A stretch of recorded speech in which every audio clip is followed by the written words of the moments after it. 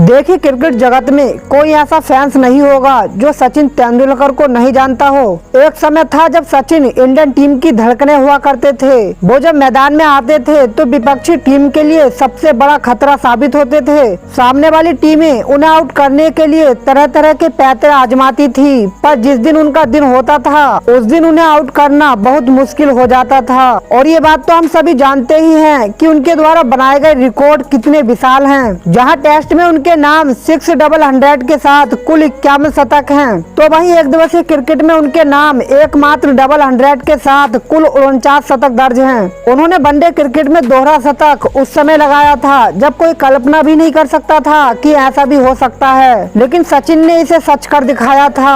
2010 में ग्वालियर में उनके द्वारा खेली गई नवाद 200 रन की ऐतिहासिक पारी को भला कौन भूल सकता है, और ऐसा करने वाले वो दुनिया के पहले बल्लेबाज बने थे। पर क्या आप जानते हैं कि आज सचिन एक नहीं बल्कि 2 एक दिवसीय 100 के मालिक होते। जी हाँ, आपने सही सुना। 2009 में एक ऐसा मौका आया था जहां वो दोहरा शतक लगा सकते थे। तो चलिए जानते हैं उस मैच की कहानी कि आखिरकार क्यों सचिन नॉट आउट रहकर भी 200 रन पूरे नहीं कर पाए। तो ये घटना घटी थी आज से करीब 13 साल पहले 2009 में, जब इंडिया 3 टेस्ट 5 ओडीआई और 2 T20 मैचों की सीरीज खेलने के लिए न्यूजीलैंड गया था। यह सीरीज का तीसरा ओडीआई मुकाबला था।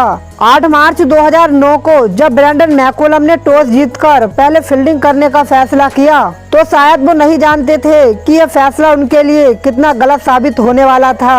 खैर, भारतीय पारी की शुरुआत करने उतरी सचिन और सहवाग की सलामी जोड़ी, लेकिन एक ठोस शुरुआत के इरादे से उतरी भारतीय टीम का स्कोर अभी सिर्फ 15 रन ही हुआ था कि तभी काइल मिल्स ने सहवाग को बोल्ड मार भारत को पहला झटका दिया। अब सचिन ने गौतम गंभीर के साथ मिलकर भारतीय पारी को आगे बढ़ाया और धीरे धीरे अपनी आंखें जमाने लगे। जैसे ही दोनों बल्लेबाजों के बीच 50 रन की क्रूशियल पार्टनरशिप पूरी हुई तो लगा कि ये पार्टनरशिप अभी और लंबी होने वाली है। पर 13वें ओवर में पीटर मैगलासन ने गौतम गंभीर को कोर्ट बिहाइंड करा इस पार्टनरशिप को भी तोड़ दिया। भारत 13 ओवर में 65 रन पर अपने 2 विकेट गवा चुका था। यहाँ से भारतीय टीम को एक ऐसा प्लेयर चाहिए था जो एक छोर पर सेट हो चुके सचिन तेंदुलकर का साथ दे सके। कभी पिच पर आए युवराज सिंह। सचिन और युवराज ने मिलकर भारतीय पारी को आगे बढ़ाया।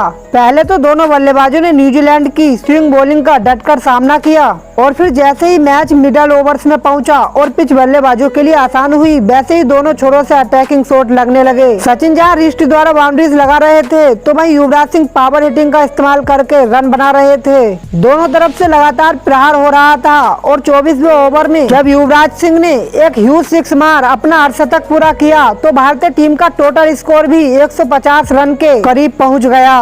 अर्धशतक के बाद भी उन्होंने अटैकिंग अप्रोच जारी रखी और लगातार बॉल को स्टैंड में डिलीवर करते रहे।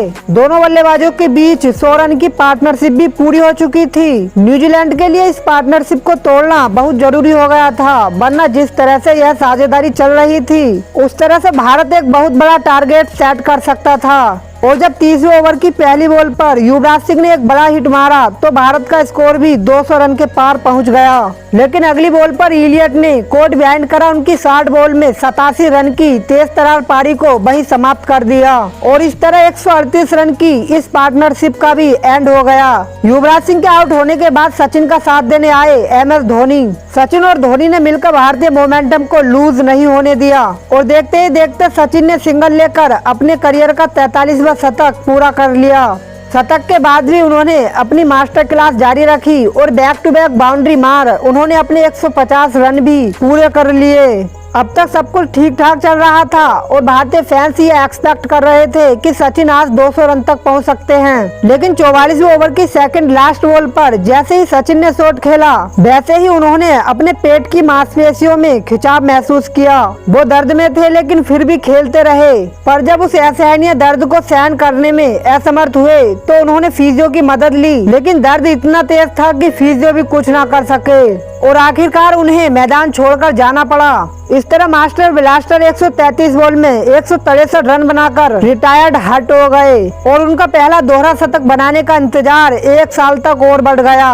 उनके आउट होने के बाद भारत का स्कोर था 45 ओवर 338 रन और 3 विकेट डाउन। उसके बाद सुरेश रैना और धोनी ने मिलकर भारतीय पारी को फिनिश करना शुरू किया। रैना आते ही बिना किसी विलंब के तेजी से बड़े बड़े छक्के लगाकर न्यूजीलैंड के छक्के छुड़ाने लगे। इसी दौरान 49वें ओवर की सेकंड लास्ट बॉल पर धोनी बड़ा शॉट खेलने के प्रयास में कोर्ट बिहाइंड हो गए और उनकी 68 रन की पारी समाप्त हो गई। अंतिम ओवर में रैना ने एक और छक्का जड़ भारत को 392 रन के कुल स्कोर तक पहुंचा दिया। यूं तो आज के समय में एक दिवसीय क्रिकेट में 300 या उससे ज्यादा रन बड़े आसानी से बन जाते हैं, पर उस समय इतने रन बनाने किसी भी टीम के लिए आसान काम नहीं था। पर जेसी राइडर, ब्रेंडन मैकुलम, रोस टेलर और मार्टिन गुप्टिल जैसे बड़े बड़े सितारों से सजी न्यूजीलैंड की टीम को ये अच्छे से आता था कि बड़े स्कोर का पीछा कैसे किया जाता है। और जब ब्रेंडन मैकुलम और जेसी राइडर ओपनिंग के लिए आए तो उन्होंने इस बात को सही भी साबित कर दिखाया, क्योंकि आते ही उन्होंने भारतीय गेंदबाजों पर हमला बोल दिया और दोनों छोरों से तेजी से रन निकलने लगे। ये पार्टनरशिप भी तेजी से पनप रही थी। देखते ही देखते राइडर ने 6 मार मात्र 36 बॉल पर ही अपना 50 पूरा कर लिया। भारत को अभी भी अपने पहले ब्रेक थ्रू की तलाश थी। कप्तान धोनी इस पार्टनरशिप को ब्रेक करने के लिए अपने सभी गेंदबाजों को आजमा चुके थे, पर हर गेंदबाज की भी बल्लेबाजों के सामने बेअसर साबित हो रहा था। इधर मैकुलम ने 6 मार अपनी हाफ सेंचुरी भी पूरी कर ली। दोनों बल्लेबाज अपना अर्धशतक पूरा कर चुके थे और अटैकिंग माइंडसेट के साथ तेजी से अपने शतक की ओर बढ़ रहे थे। पर तभी 22वें ओवर में रैना और धोनी की जुगलबंदी ने मैकुलम को रन आउट कर आखिरकार 166 रन की इस पार्टनरशिप को तोड़ ही दिया। इधर जेसी राइडर ने सिंगल लेकर मात्र 72 बॉल पर अपना तूफानी शतक पूरा कर लिया। उसके बाद 25वें ओवर में हरभजन सिंह ने एलबीडब्ल्यू की अपील की। एम्पायर ने तो अपील खारिज कर दी, पर युवराज सिंह और धोनी की जुगलबंदी ने रोस टेलर को रन आउट कर 7 रन के निजी स्कोर पर उन्हें पवेलियन भेज दिया और फिर अगले ओवर में युवराज सिंह ने गुप्टिल को भी एलबीडब्ल्यू कर दिया। भारत के लिए राहत लेकर आया पारी का 27वां ओवर, जब हरभजन सिंह ने सेट बल्लेबाज जेसी राइडर को जहीर खान के हाथों कैच करा। 105 रन की उनकी शानदार पारी को वहीं समाप्त कर दिया। उनके आउट होने के बाद न्यूजीलैंड का स्कोर था 27 ओवर 188 रन और 4 विकेट डाउन। न्यूजीलैंड को अभी भी 23 ओवर में 205 रन चाहिए थे, जबकि इंडिया को इस मैच को जीतने के लिए सिर्फ 6 विकेट लेने थे। भारत तेजी से गेम में अपनी पकड़ बना रहा था और 31वें ओवर में हरभजन सिंह ने जैकोब ओरम को बोल्ड कर भारत की इस पकड़ को और ज्यादा मजबूत कर दिया। और जब जहीर खान ने सटीक यॉर्कर से पीटर मैग्लासन को बोल्ड किया तो भारत को जीतने के लिए सिर्फ 3 विकेट चाहिए थे। पर इसके बाद यान बटलर और काइल मिल्स ने कुछ बाउंड्री मार स्टोरी को इंटरेस्टिंग बनाने की कोशिश की, पर 38वें ओवर में युवराज सिंह ने बटलर को बोल्ड कर उनकी पारी को भी पूर्ण विराम लगा दिया। लेकिन इसके बाद काइल मिल्स और टीम सऊदी ने मिलकर न्यूजीलैंड की पारी को कुछ हद तक संभाला और दोनों ने मिलकर भारतीय गेंदबाजों पर अटैक किया, जिसका नतीजा ये रहा कि जब 45वें ओवर में मिल्स ने यूसुफ को छक्का जड़कर मात्र 27 बॉल पर अपना 50 पूरा किया तो ये पार्टनरशिप भी 80 रन के पार पहुंच गई और न्यूजीलैंड को मैच जीतने के लिए 35 बॉल में मात्र 65 रन की जरूरत रह गई। पर उसी ओवर की लास्ट बॉल पर यूसुफ ने शानदार वापसी करते हुए मिल्स को जहीर के हाथों कैच करा। उनकी 32 बॉल में 54 रन की तेज तरार पारी को पूर्ण विराम लगा दिया।